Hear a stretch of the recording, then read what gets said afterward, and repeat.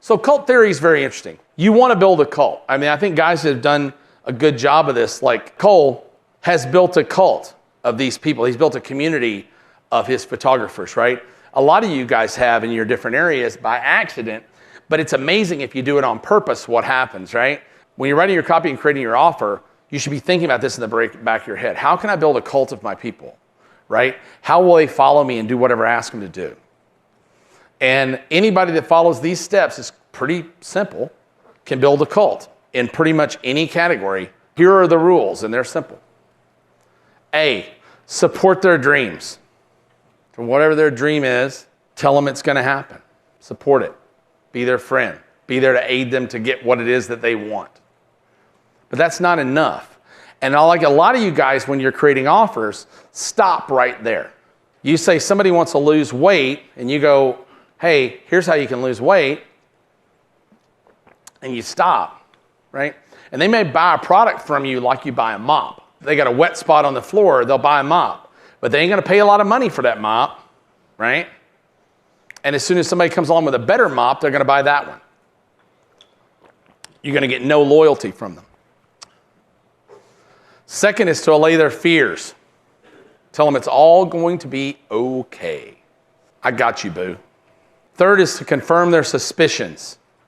Is somebody nervous when they buy an $11,000 bottle of wine? They might not show it, but are they? Oh yeah. Not the people that can spend at that level, but people who they go out of their... Over their means? If they're used to buying a $300 bottle of wine and they buy an $800 bottle of wine, that person's very nervous. Yeah, yeah. So your job probably is to set their mind at ease, right? Yeah.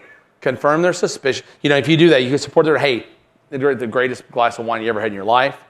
Don't worry, I promise you I've had this wine. It's fantastic. You're going to love it, right? Now, you might know, some people just sell expensive wine. They just put a label on it, put a big price on it, because some idiots will come along and just really buy that expensive wine. But this winery is different. See where I'm going? So now you confirm the suspicion. So now you're more of a trusted advisor. Does that make sense? Yeah. So confirm their suspicions. It always helps to do that. It makes it lets people know that you understand them and understand their concerns. Justify their previous failures. In every sales letter I ever write, you're always going to see these words. It's not your fault. Right? You're going to see it constantly. It's not your fault. You didn't know, before now, you didn't know this, or you didn't know that. It's not your fault that you took bad photos. There was nobody there to teach you. They just want to sell you more equipment, more cameras, more lenses, even though you didn't know how to use them. And that gets us to our last part. Cast stones at their enemies, right? Those bastards at the camera store will just sell you more and more gear. They don't care what your photos look like. They could care less. It's not your fault you took bad photos before. You didn't know, but now you do know, and you can't unknow that. And that creates a state, right, in people's minds. You think this guy knows that? Support their dreams. Make America great again. Allay their fears. Mexicans, we'll build a wall. No kidding. I'll stand up to Kim Jong-il. We'll build a wall against Mexico. I got you. The survival business dropped 30% the day after the election. It's down 60% overall by within a year. Nobody cares anymore.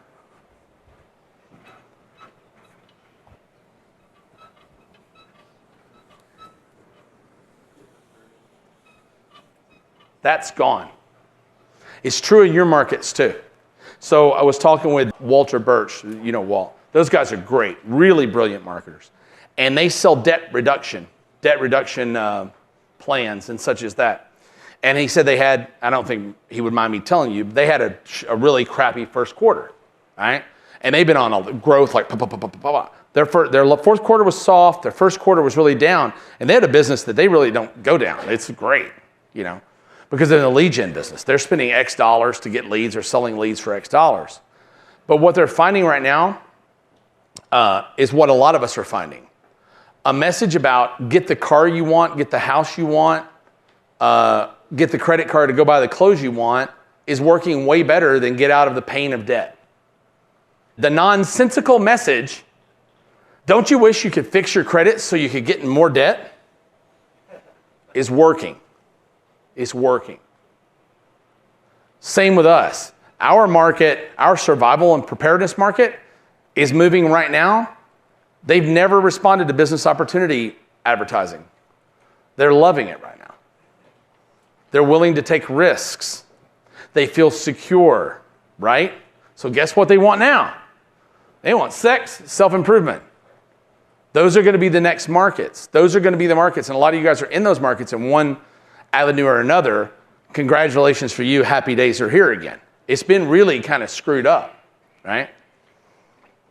And if you have a big audience that's in the negative space, like I know you guys, I say the negative space, angry or white guy space like me, right? You just got to figure out what they want next. Like, so I'll give you a research tool that I use.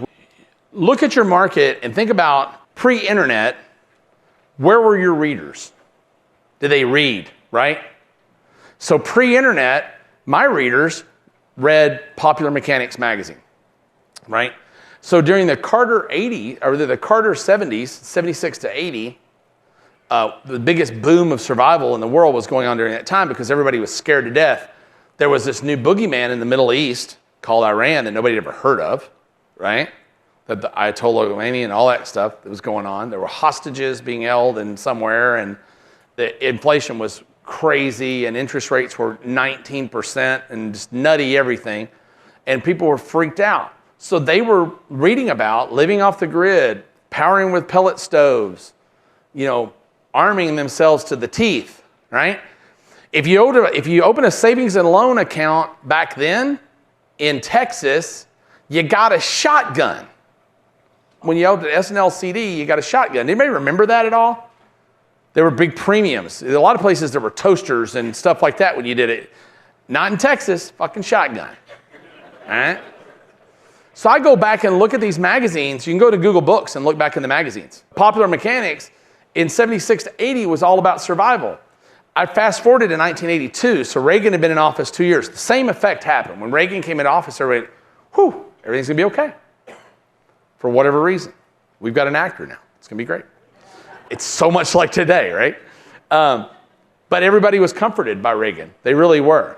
And by 1982, almost all of Popular Mechanics was populated by business opportunity ads. So the cycle is the cycle. So if you want to learn what's going to happen next, go back and read. 76 to 80 is probably the last example of when this happened. Clinton wasn't really liberal by liberal standards. Last liberal president we had was Carter and then Obama, who was probably less liberal than Obama. So did he allay their fears? Are we going to build a wall against Mexico, right? Did he confirm their suspicions? Politicians are all crooks. I've had them on the payroll forever, right? They came begging for money from my office. Drain the swamp, right?